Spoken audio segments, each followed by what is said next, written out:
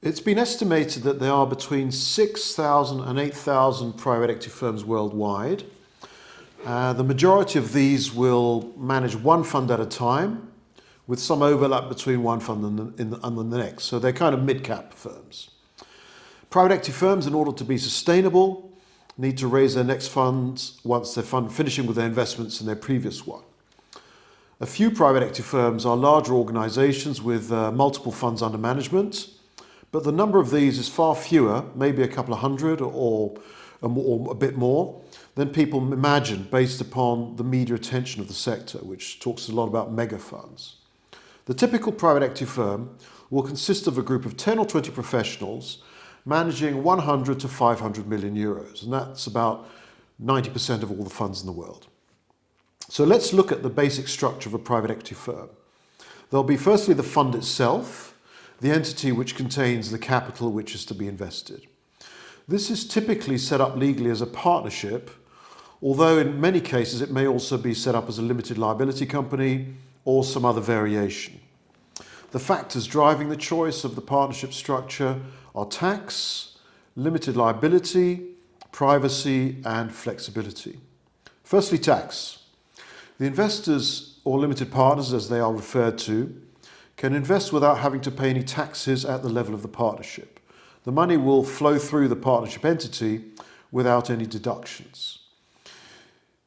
This is usually provided that the LP is not tax resident in the jurisdiction of the partnership. Secondly, limited liability.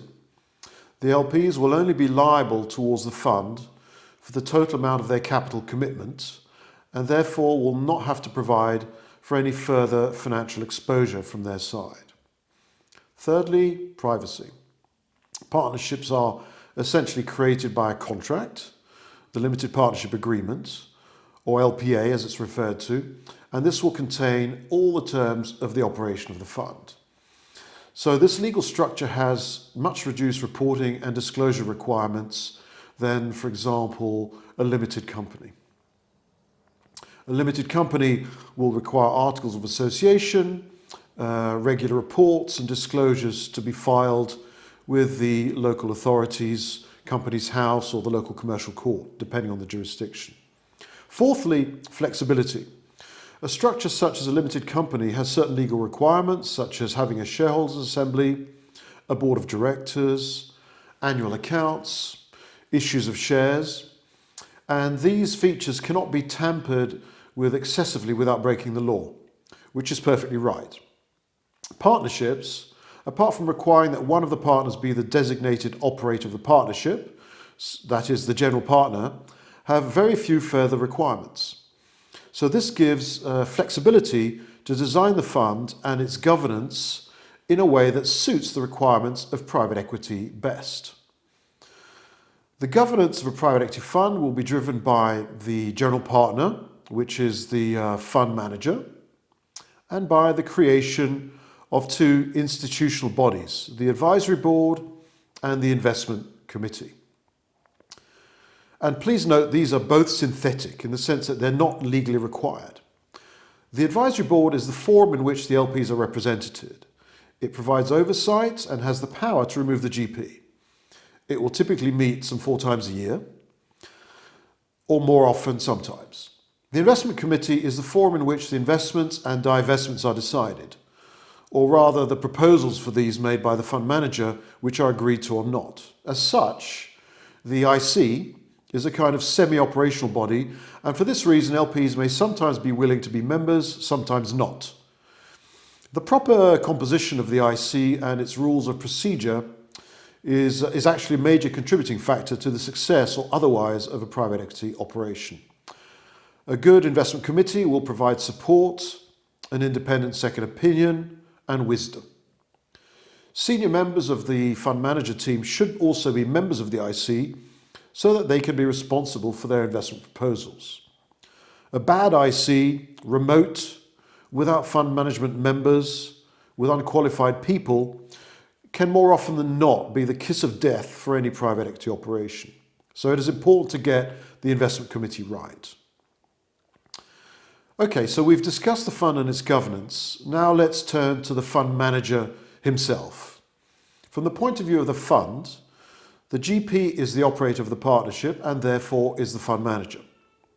The GP is typically another corporate entity, such as a limited liability company, most often, and therefore its ownership and governance will be relevant to the success or otherwise of the operation.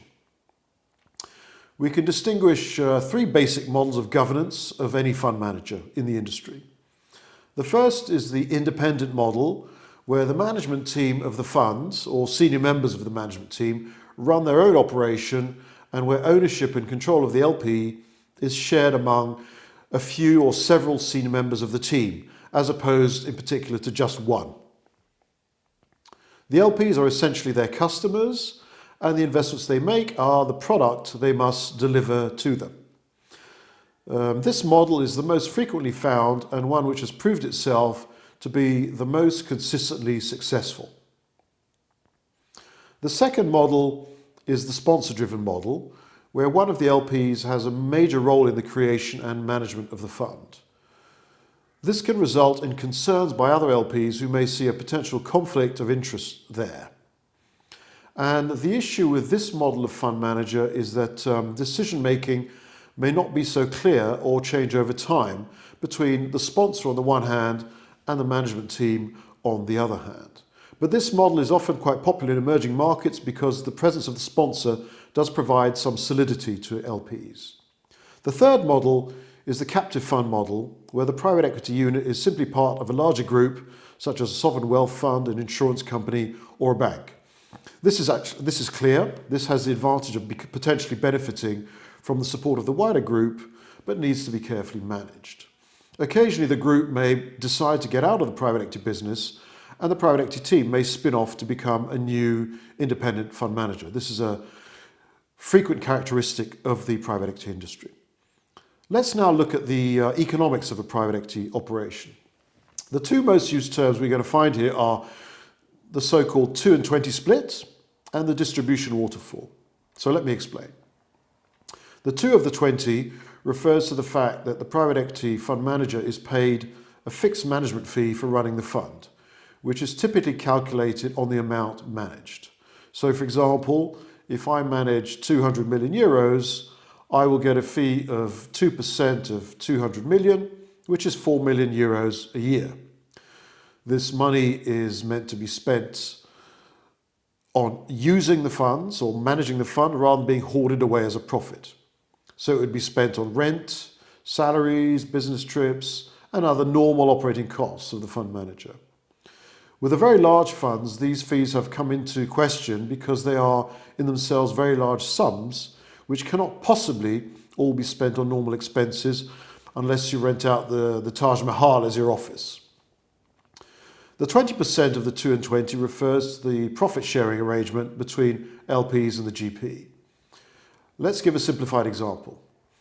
If I invest 10 million euros of the fund and later sell the investment for 18 million, the profit is 8 million. I then get 20% of that as my bonus, which is 1.6 million, 20% of 8. This is referred to as the carried interest in the industry. The actual calculation is more complex than that because it has to take into account the time the funds were committed for and the cost of capital, among other variables. The other potential source of income for the GP can be fees charged to portfolio companies post-investment, like directors' fees or consulting fees. This can sometimes be a murky area, but recent guidelines published by the ILPA and IPEV will hopefully establish some common best practices in this area. Let's now turn to the management team of the fund. One study showed that as of 2014, there were only 6,000 experienced fund managers in the world. So now they're probably 10,000 or so. So it is a valuable and sought after skill to be a successful fund manager. In the majority of the 7,000 or so private equity firms in the world, the team members have typically become fund managers after some first professional experience. So private equity fund manager is very much a second profession, according to which the first part of the fund manager's career enabled him to develop skills and experience that he can bring to bear on the fund manager role subsequently. Fund managers have previously been bankers, company executives, entrepreneurs, lawyers, accountants, as well as other things, even politicians and journalists. Large-scale hiring of MBAs and the like is mainly confined to the mega buyout funds like Carlyle and KKR.